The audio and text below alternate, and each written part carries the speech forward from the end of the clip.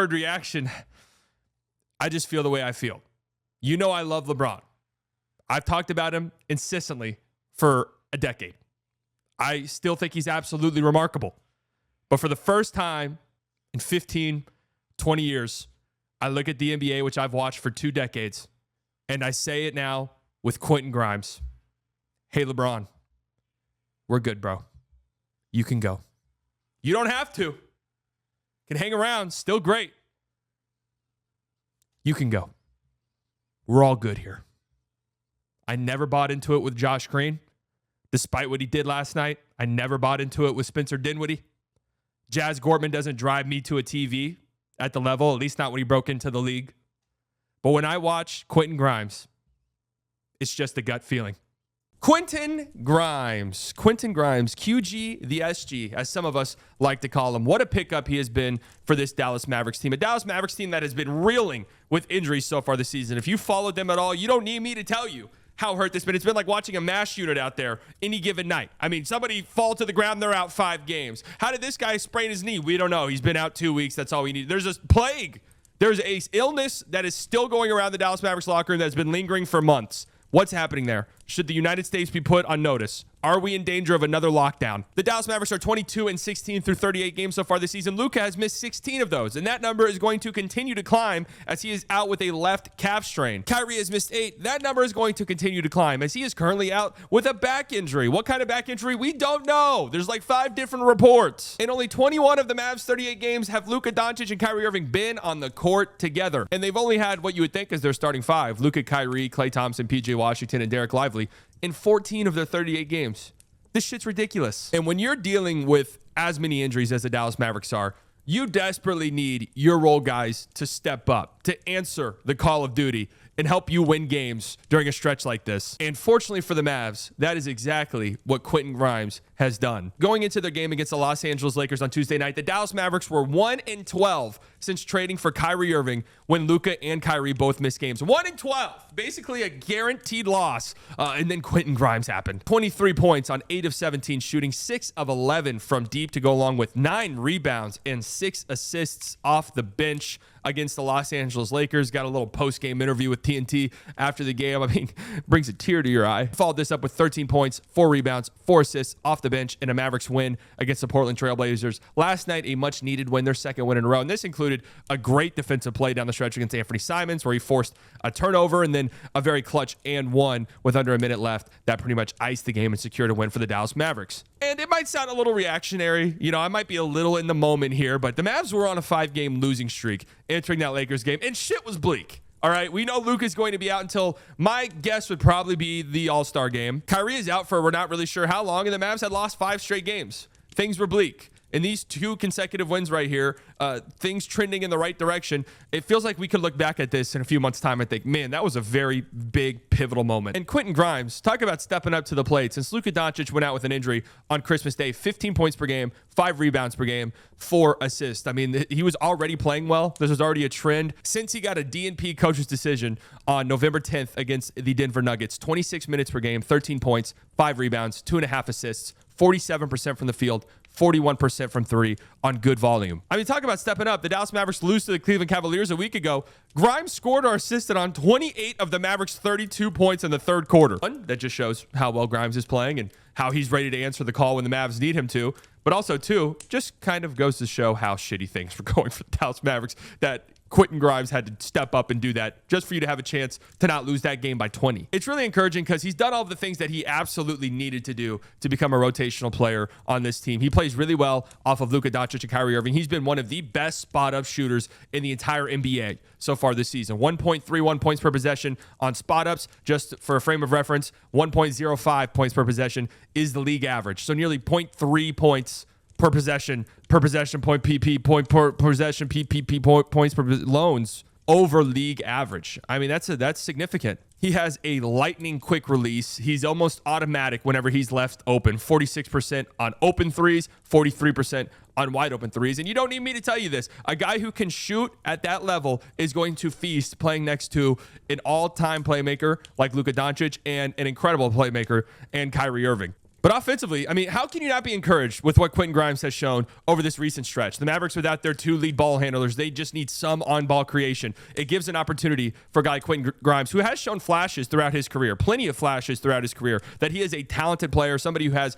juice when it comes to on-ball creation. Now he gets probably the best opportunity he's had to really showcase that. He's on ball more than he's ever been in his career, percentage-wise at least. He's assisted. 73% of his shots have been assisted so far this season. That is far and away the lowest number of his career. I want to point you to my guy, Grant Afseth, over here, a tweet that he had a few days ago. Quentin Grimes is among the NBA's most efficient off-the-dribble shooters. His 1.179 points per possession rank him 5th among 97 players with 75 or more of these shots. I've also been incredibly impressed with Quentin Grimes' ability as a driver so far this season and all the things that come from that. Of the 172 players that have 100 drives or more so far this season, Quentin Grimes is in the 71st percentile when it comes to efficiency on these drives. He's quick, he's explosive. What I love the most is he is looking to score when he gets downhill. I mean, the guy that he is theoretically replacing, if you were to look at last year's roster compared to this year's Mavs roster, is Josh Green. And one of the bigger problems with Josh Green, a player who I did like, I thought he did a lot of things well, but it was just so infuriating when Josh Green would get to the rim and would dribble around, would look to kick the ball out, had no intention of scoring whatsoever because, how do I put this lightly? PP was dripping down his leg. Grimes has not been shy when he gets to the rim so far this season. And as somebody who's always had pretty solid playmaking chops, he's somebody who can kick out to open shooters when the defense collapses or drop-offs to the big, something that he's been exceptional at so far this season. He's got great chemistry with the 2 Mavericks big men, both Derek Lively and I almost said Dwight Powell. Shout out to Dwight Powell. He's not in the rotation anymore. We will never forget him, but Derek Lively and Daniel Gaffney. In the third quarter, and Grimes will go to the basket. And Grimes down the lane. Oh, fancy fit. Those are the kinds of buckets I always think of him getting right there in that mid area. Grimes again. Early in his career, not in his first season, actually in his second season with the Utah Jazz. He was on a 2-way contract. Cleveland, so selfless. Nice spin and drive and finish. And on the doorstep, he cannot convert. That is 2 bunnies that AD has missed. Driving Grimes inside. And he averages 26. And coming off a 30-point game Sunday. Driving inside hard, Grimes. Oh, and he's coming back, as Red just said, from a left oblique injury, which is all about pain tolerance. Driving Prosper. LA.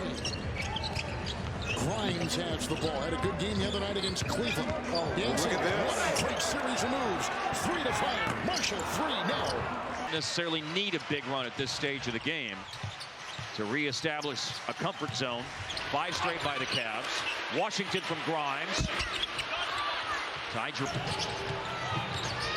Which is why Mobley's their leading player in terms of field goal attempts tonight with 8 streak of games, 13 in a row. Another thing Cleveland does well is they keep the floor in perfect.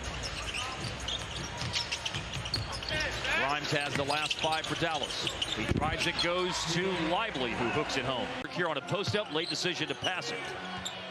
Lively to Grimes in the corner. Good rotations by Cleveland. Got out to the shooters. Now Thompson fouled.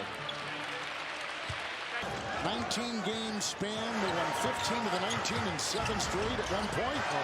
Washington, but Grimes with a great game a couple nights ago in Houston. Grimes, corner, wide open 3. How many times and timely shots here? It's Grimes. He's 6 of 11. Finds Cleveland. Round of applause for the incredible Quentin Grimes. Quentin Grimes would not be here if it were not for the one, the only, Nico Harrison. That's right. He's done miracles on me. That's right. This is not only a Quentin Grimes appreciation video, it's also a Nico Harrison propaganda video. You've been got. You've been swindled. You've been clickbaited. I want to point out how improbable to me this trade felt. That might sound stupid to you because it's not like Quentin Grimes was an all-star or anything like that. In fact, he was coming off of a season that was really damaging to his reputation and value across the league. I mean, this was a guy who was once mentioned in Donovan Mitchell trade talks with the Knicks, who then eventually got traded for Alec Burks and Bojan Bogdanovic, who then the Pistons saw 6 games of and were like, yeah, we're cool with just trading you in a salary dump, basically. But the Mavericks were able to get Quentin Grimes for Tim Hardaway Jr. and 3 second-round picks. Now, I want to give Tim Hardaway Jr. some props. You know, it's not like Tim Hardaway Jr. is a trash player. He's played well with the Detroit Pistons so far this season. He's been exactly what they've been in need of, and he's been really solid as a spot-up shooter for them. So, shout out to Tim Hardaway Jr. I'm not trying to poo-poo him whatsoever. His time with Dallas was over. It was ended. It was clear and obvious the Mavs were ready to move on. He was in and out of the rotation in the postseason. The Mavs were able to trade him and his $16 million, along with 3 second-round picks, for Quentin Grimes. What makes this trade even more incredible from the Mavericks' perspective is this came not even 24 hours after the Denver Nuggets had to attach 3 second-round picks to get off of Reggie Jackson's $5 million with nothing in return. What a fucking nightmare for the Nuggets, huh? Their front office, man. I got a new soundboard, guys. If I paid for it, I'm going to use it. In fact, whenever I saw the report that the Denver Nuggets needed to attach 3 second-round picks to get off of Reggie Jackson, I thought any Tim Hardaway Jr. salary dump was dead. I thought the dream was completely and totally dead. Folks, quick round 2, day 2 of the NBA draft, 2-word reaction. Here's the thing, folks. The Mavericks move up in the second round. They draft Melvin Agensa. Welcome to the squad. You know, I didn't really know much about any of these prospects, but Melvin was a little bit different in the lead up to this draft. I started to watch a lot of film. Something about him. I started to watch a lot of film, a lot of highlights in the last 10 minutes since I've learned about him. And the Mavs got the steal of the draft. Just in my 10 minutes of film watching, the Mavs got the steal of the draft, ladies and gentlemen. Kudos to Nico Harrison. On a serious note, I'm concerned. I'm concerned about the Dallas Mavericks. This has not been a good past 24 hours for them, I think, just from what we've seen in the trade market in terms of what it has costed teams to salary dump players. Okay, the Denver Nuggets today had to attach 3 second-round picks to dump Reggie Jackson, who's making $5 million. All right, the Kings had to attach Davion Mitchell to a trade with Vesnikov to dump salary. Davion Mitchell, I know he hasn't been very good. I know the Kings have a lot of guards now. I thought they could at least add him as a sweetener to a deal for them to like really upgrade their roster. Sorry for my up here. I just got done hooping. It's cool. It's a cool 110 degrees outside in the beautiful state of Texas. What a beautiful state this is, huh? I'm a little bit concerned about the trade market for them and what this means for their journey to salary dump Tim Hardaway Jr. We're on season 4 of this will they won't they side quest here for the Mavericks, and it feels like now is the time. But I feel like from what we've seen in the trade market over the last 24 hours or so, kiss Tim Hardaway Jr. for Quentin Grimes goodbye. Like, why the fuck would the Pistons do that at this point? I don't know. I'm interested to see. I would have to assume Tim Hardaway Jr. has more value than Reggie Jackson just because Tim is a better player for sure, and that expiring contract can help you in the trade market down the line. But man, it's a little concerning. It's a little concerning.